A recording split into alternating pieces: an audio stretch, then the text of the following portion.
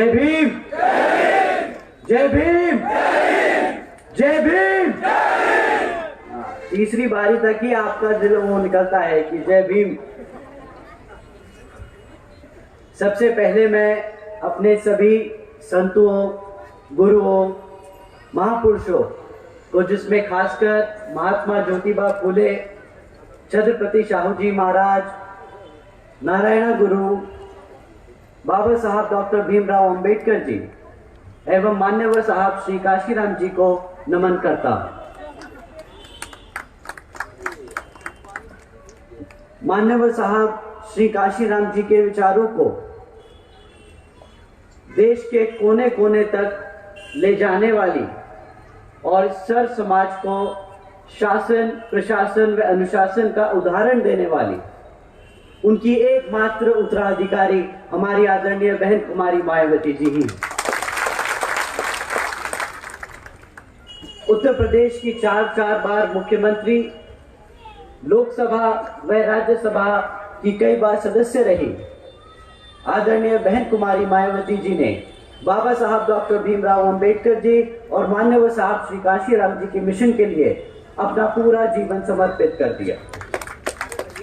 और मुझे गर्व है कि मुझे ऐसे महान नेता के नेतृत्व में आज काम करने का मौका मिल रहा है। आदरणीय बहन कुमारी मायावती जी का मैं हार्दिक अभिनंदन और आभार व्यक्त करता हूं। मध्य प्रदेश की इस पावन धरती पर खड़े होकर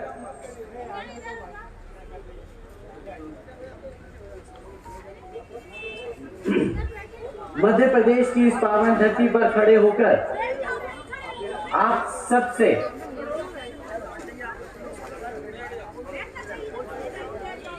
आप सब बैठ जाइए, आप सब इधर इस तरफ ये सब बैठ जाइए।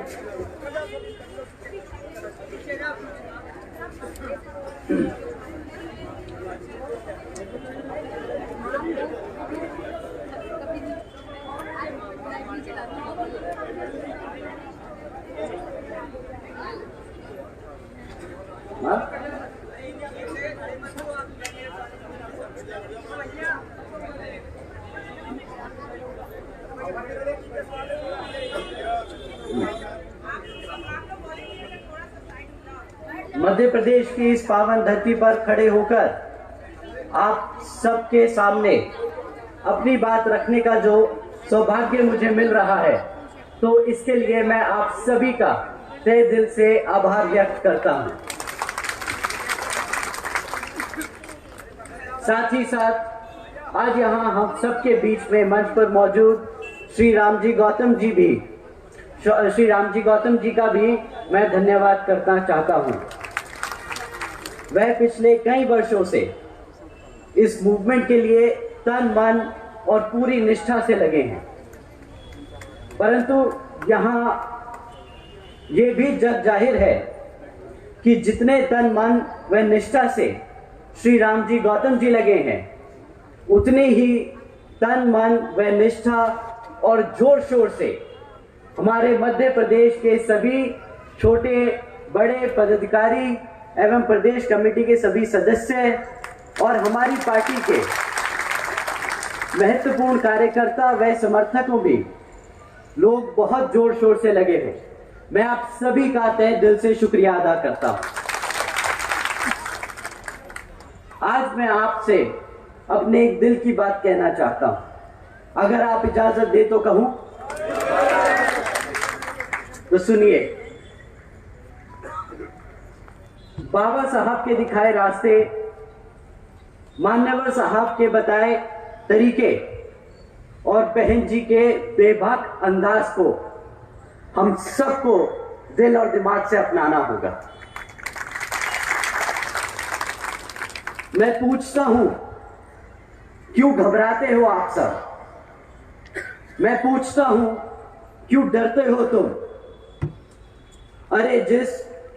अरे जब आप सबके सर पर जिस शेरनी का हाथ है, तो क्यों कमजोर महसूस करते हो तुम?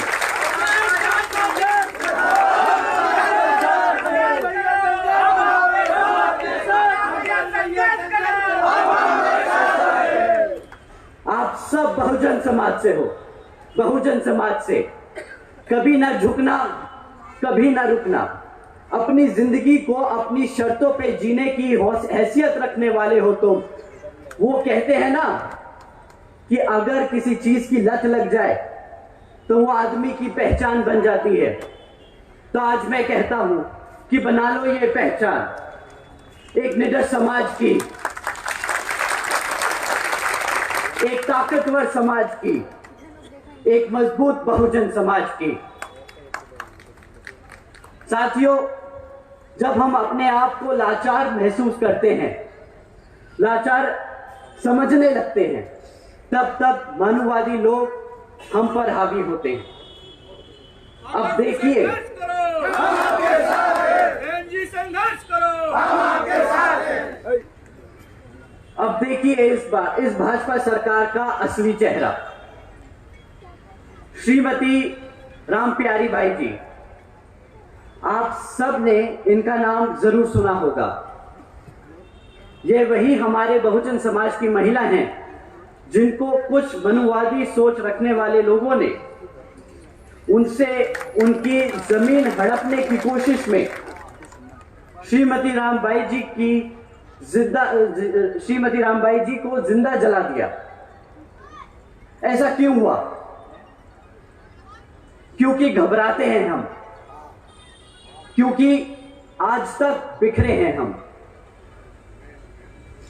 श्रीमती भारती कसडेकर जी, इनके परिवार के बारे में इनके परिवार के बारे में भी आप सबने सुना होगा कि किस तरह इनके परिवार के 5 सदस्यों की हत्या कर दी गई। खैर, यहां पर हत्या होना कोई बड़ी बात नहीं, लेकिन हैरानी की बात यह है कि श्रीमती भारती जी जब 200 किलोमीटर पैदल चलकर अपने समाज के ही गवर्नर साहब से मिलने पहुंची तो गवर्नर जी ने क्या किया? उन्हें मिलने से भी इनकार कर दिया। ऐसा क्यों हुआ साथियों? क्योंकि आज तक हम डरते हैं, क्योंकि अभी भी हम बिखरे। श्रीमती लीलाबाई जी, इनका नाम भी आप सब ने सुना होगा। श्रीमती लीलाबाई जी वही महिला है जिन्होंने अपने बच्चे को कोख में ही खो दिया। क्यों? क्योंकि एक अफवाह चली कि कुछ आदिवासी समाज के लोग धर्म परिवर्तन कर रहे हैं और कुछ मानववादी सोच रखने वाले लोगों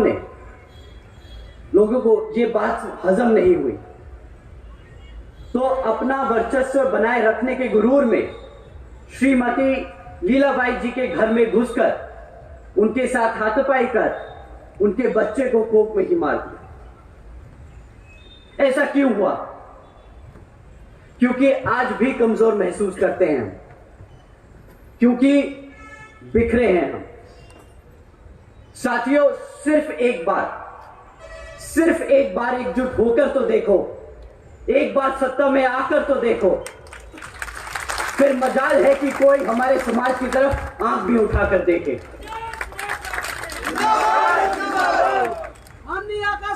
संघर्ष करो, संघर्ष करो।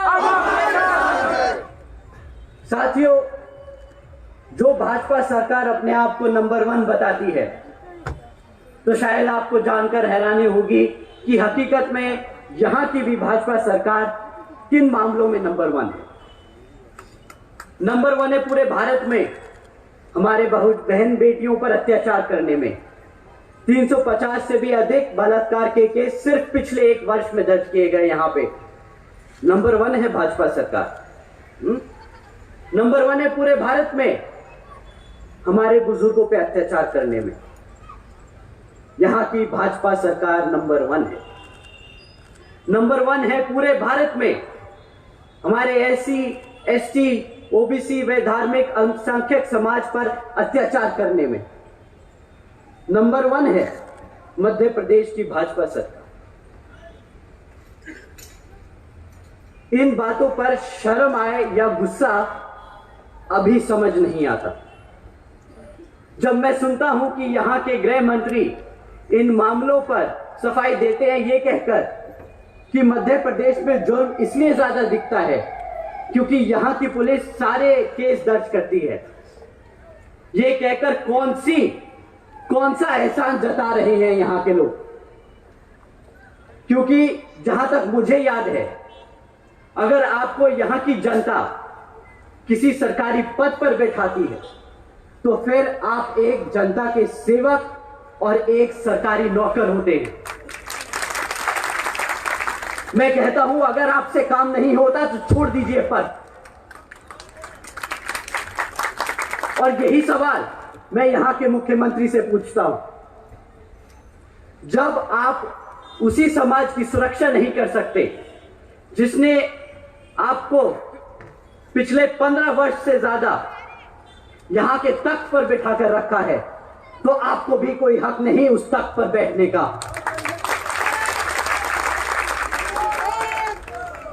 साथियों, ये गुस्सा मेरा व्यक्तिगत नहीं, ये नाराजगी मेरी व्यक्तिगत नहीं। दुखी हूं क्योंकि हमारे बहुजन समाज को, जो मुख्यमंत्री के साथ साथ प्रधानमंत्री बनाने की हैसियत रखता है, ताकत रखता है, उसी समाज का शोषण होता है। और यह अकेले मध्य प्रदेश का हाल नहीं, बल्कि हर एक उस प्रदेश का हाल है जहां जहां पर भाजपा और कांग्रेस की सरकारें। यह फितरत है भाजपा की, धोखा देने की, कमजोरों पर अत्याचार और बहुजन समाज को दबा के रखने की। साथियों, इसी तरह है केंद्र की भाजपा सरकार।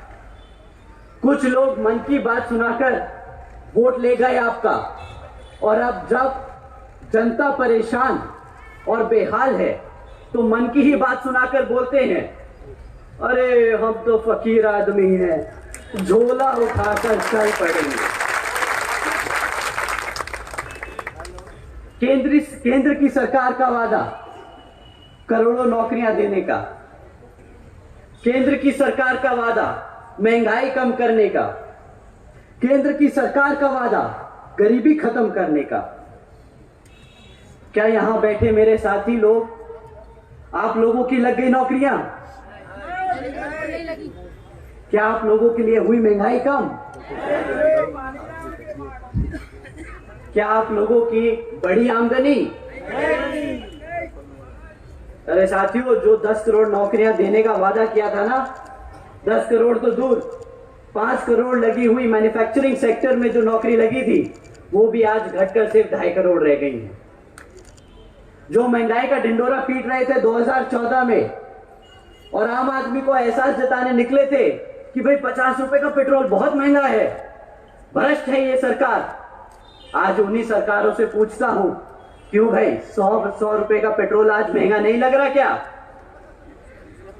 जो गरीबी खत्म करने निकले थे, आज नोटबंदी जैसे काम करके शायद गरीब को ही खत्म कर चुके हैं। 2014 में 2 करोड़ 70 लाख लोग जो गरीबी रेखा से नीचे थे, आज उनकी संख्या बढ़कर 13 करोड़ से ज्यादा हो चुकी है। हम सबको पूछना होगा यहां के प्रधानमंत्री से, क्यों अब ऐसे ही भारत की इकोनॉमी बनेगी $5 ट्रिलियन की? मैं अगर सही मायने में समझता हूं तो केंद्र की सरकार को बहुजन समाज को मुफ्त में राशन देने जैसी योजनाएं चलाने की कोई जरूरत नहीं। हमारे समाज को हमारे पैरों पर खड़े होने के लिए सिर्फ अवसर चाहिए, क्योंकि इतिहास गवाह है साथियों, बहुजन समाज लेने वालों में से नहीं, देने वालों में से है। आज हम भाजपा सरकार को मन की बात नहीं, कुछ काम की बात समझाना चाहते हैं।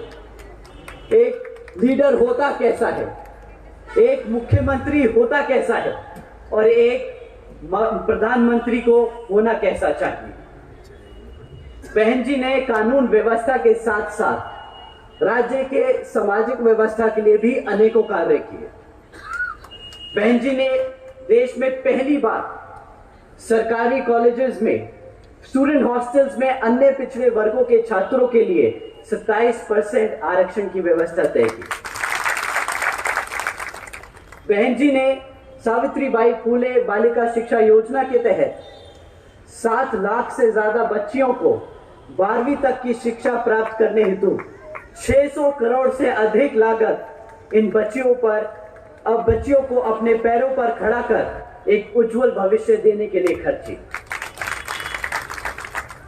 बहन जी ने महामाया गरीब बालिका आशीर्वाद योजना के तहत 3,25,000 बच्चियों को 1-1 लाख रुपए सीधा उनके बैंक खातों में देने का काम किया।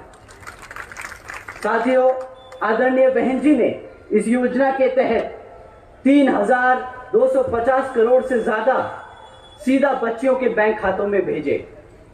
भारतीय जनता पार्टी ढिंडोरा पीटती है कि भाई हम 20 लाख रुपए देंगे, 20 लाख रुपए देंगे, और ऐसी योजनाएं चलाती हैं बेटी बचाओ बेटी पढ़ाओ जैसी खोखली। हमारी आदरणीय बहन जी ने ये सब करके दिखा दिया। और ये सब कब किया? 2007 से 2012 तक।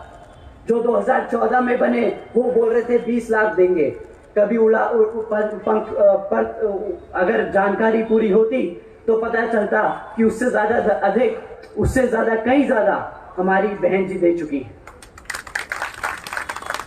आदरणीय बहन जी ने अपने शासनकाल में 12,500 करोड़ की लागत से हमारे SC, ST व OBC साथ ही साथ आदिवासी समाज के 3,50,000 से ज्यादा परिवारों को महामाया आवास योजना के तहत अपना खुद का घर दिया। आदरणीय बहन जी ने अपने शासनकाल में 2,60,000 से ज्यादा भूमिहीन परिवारों को 1,45,000 से ज्यादा एकड़ जमीन का मालिकाना हक दिलाया। साथ ही साथ आदरणीय बहन कुमारी मायावती जी ने अपने शासनकाल में 1 लाख से अधिक सफाई कर्मचारियों की भर्ती की। 2 लाख से अधिक जवानों को पुलिस फोर्स में भर्ती किया। 90,000 से ज्यादा शिक्षकों को सरकारी नौकरी दी। और साथ ही साथ आपको जानकर यह हैरानी होगी कि रोजगार के मौके तब दिए गए जब पूरी दुनिया मंदी के दौर से गुजर रही थी।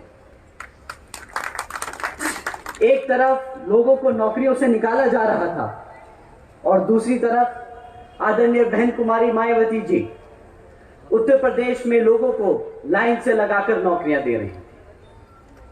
यही है असल मायने में सर्जन हिताय व सर्जन सुखाय की नीति। आज मैं और मेरे जैसे लाखों करोड़ों बहुजन समाज के नौजवान अपना सिर उठाकर एक इज्जतदार जिंदगी इसलिए जी सकते हैं तो वो सिर्फ और सिर्फ हम सबकी बहन जी की वजह से ही। मैं आज यहां अपना सिर झुकाकर अपने दिल पर हाथ रखकर बहन जी का तहे दिल से शुक्रिया अदा करता हूं। आदरणीय बहन जी जिंदाबाद जिंदाबाद जिंदाबाद। तो साथियों, आप और हम सबको एकजुट होकर समाज के हर एक व्यक्ति को बसपा से जोड़ने का काम करना होगा और आने वाले विधानसभा आम चुनाव में बता देना होगा कि हम आ रहे हैं, हम आ रहे हैं हर उस चीज के लिए जो इस संविधान में हमारे समाज के लिए हमारे गुरु देकर गए हैं, बाबा साहब डॉक्टर भीमराव अंबेडकर जी। और सही मायने में यही होगा इस भाजपा सरकार को मुंहतोड़ जवाब। अंत में मैं यहां मंच पर मौजूद सभी छोटे और बड़े पदाधिकारी और कार्यकर्तागण का तहे दिल से शुक्रिया अदा करता हूं। साथ ही साथ हमारे सभी बड़े और जवान BBF के जवान साथियों, आप सभी का मैं तहे दिल से धन्यवाद करता हूं। साथ में यहाँ इतनी बड़ी संख्या में आज हमारी बहनें, हमारी माताएं जो इस समारोह के लिए आए हैं, तो आप सभी का भी मैं तहे दिल से शुक्रिया अदा करता हूं। जय भीम, जय भारत, जय बहन जी।